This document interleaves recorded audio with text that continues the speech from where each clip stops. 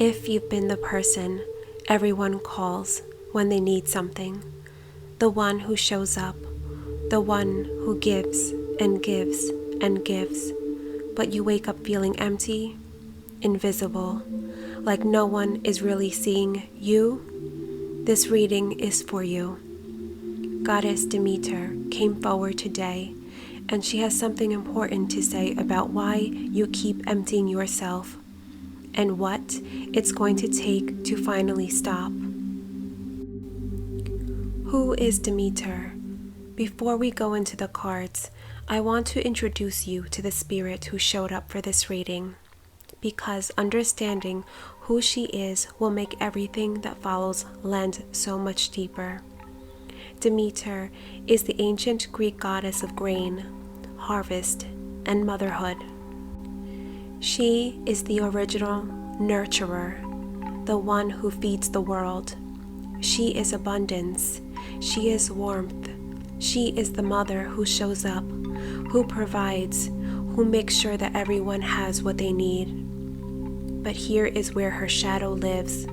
Demeter had a daughter, Persephone, who was taken from her, pulled into the underworld. And in her grief and desperation, Demeter did something that shook the entire world. She stopped giving. The crops died, the earth went barren. Winter came, not as a season, but as a punishment. Because here's the truth about her that most people forget. She gave so much, so completely, that when her greatest love was taken from her, she had nothing left. She had poured everything outward, and when the loss came, the well was dry.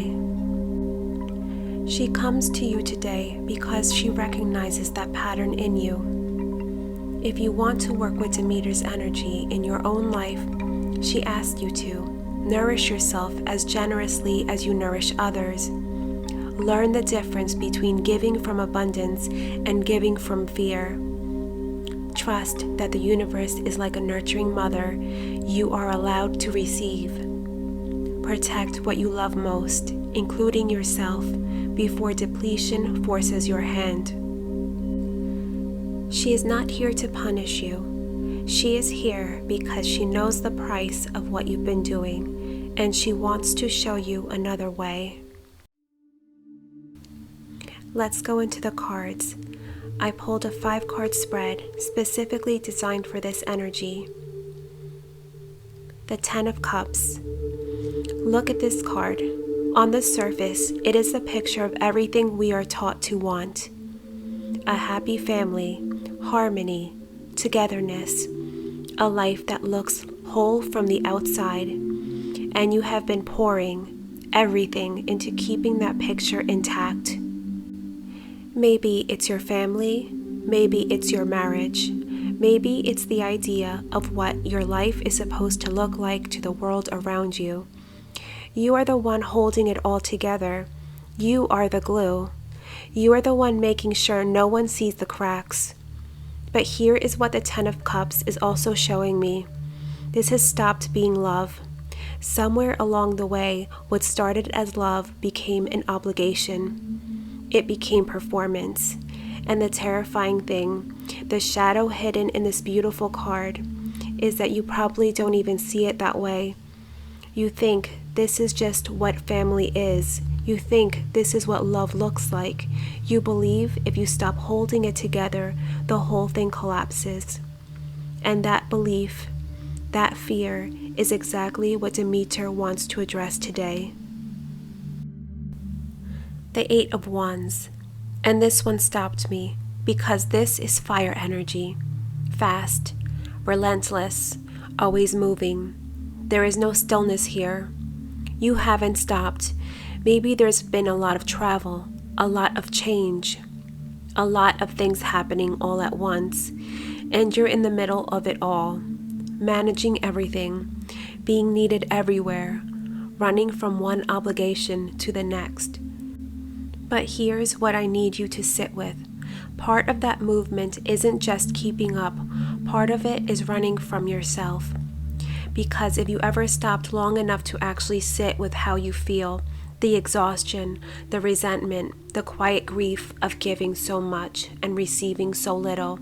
You'd have to face it, and facing it feels more dangerous than just staying in motion. So you don't stop. You can't stop. The Eight of Wands is telling me you are running on empty, and you are running from yourself at the same time. Now, the Three of Cups in the boundary position. This is the celebration card, friendship, community, togetherness. And at first glance, you might think, but this is good, right? But Demeter is showing you something uncomfortable here. Some of the people you are showing up for, celebrating with, giving your time and your energy and your heart to, they are not pouring back into you. There is a one-sidedness to this here. You give, they take, and the connection has a sticky quality to it. Like they have grown comfortable with the dynamic. They have learned they can call you and you will be there. They have learned that they can need you and you will not say no. Here is the harsh truth. When you try to change this, some of them will push back because your boundaries threaten their comfort. That is not your problem to fix. The Three of Cups isn't telling you to stop celebrating, to stop connecting. It is telling you to choose more carefully who you bring into your circle. Real connection over performed connection. Quality over obligation. You don't have to be everyone's person. You get to choose. What is the universe trying to return to you? And now we get to the root. The Six of Cups. Nostalgia. The past. Childhood. This didn't start with the people draining you today. This started a long time ago. Maybe as a child, you didn't feel chosen. Maybe love in your home felt conditional, like you had to earn it by being good, by being helpful, by not asking for too much. Maybe someone abandoned you or simply wasn't there in the way you needed them to be. And so you decided, somewhere deep in that little child's heart, that the way to be loved was to be useful, to be a giver, to be the one who never needs anything. I want to ask you something, and I want you to really sit with it. What did your inner child need that she never got? Was it attention? Was it someone who chose her first? Was it permission to be selfish sometimes, to want something just for herself? Was it someone who showed up for her, not because she earned it, but because simply she existed and she was enough? The Six of Cups is bringing all of that to the surface right now, not to hurt you, but because the universe is asking you to become that person for yourself. The healing you've been pouring into everyone else, it was always meant for you first. What is Demeter asking you to do? We have the Page of Cups, and this is the most tender card in this entire spread. The Page of Cups is young, curious, creative, open-hearted. She is not jaded yet. She still believes in magic. She still creates for the pure joy of creating, not to perform it, not to give it away, not to earn anything with it. Demeter's alignment task for you is this: go back to her. Go back to the things that made your inner child feel alive. Maybe it was drawing. Maybe it was writing. Maybe it was making stories. Maybe it was dancing alone in your room, or painting, or making something with your hands, just because it was beautiful and it was yours. But I want you to be really specific here because this matters. This is not about turning your healing into a project. This is not about sharing it, performing it, or making it useful for someone else.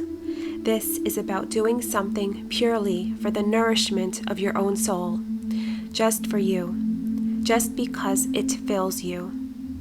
And this card also speaks of new beginnings, new people who can actually hold space for you, a new community that gives as much as it takes. You are being called to redirect the beautiful, nurturing energy you carry toward yourself, toward your creative gifts, toward connections that are truly reciprocal. The Page of Cups doesn't know yet how to be jaded, and Demeter is asking you to remember, neither do you. Not really. Underneath all that giving and performing and holding together, there is still a young child who just wants to feel loved for exactly who they are.